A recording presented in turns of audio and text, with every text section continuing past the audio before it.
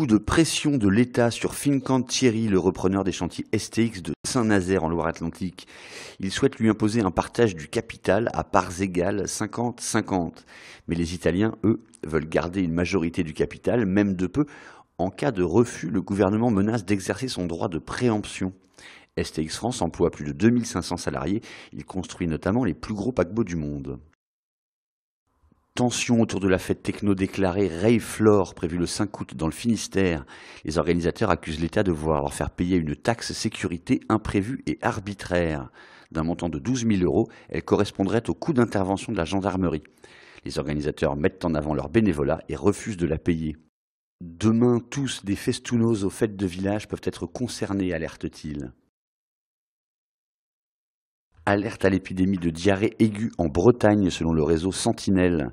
C'est surtout l'est de la région qui est touché avec 3 fois le seuil épidémique. Pour la varicelle, l'activité est qualifiée de modérée. Elle touche toutefois toute la région au-delà du seuil épidémique.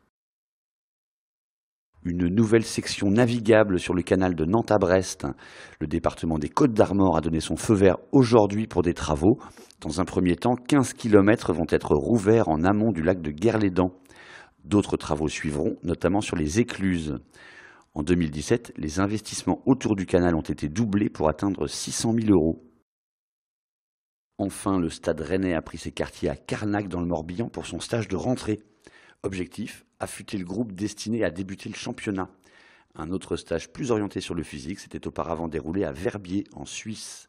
La semaine se conclura par un match amical contre Lille, samedi à 19 h.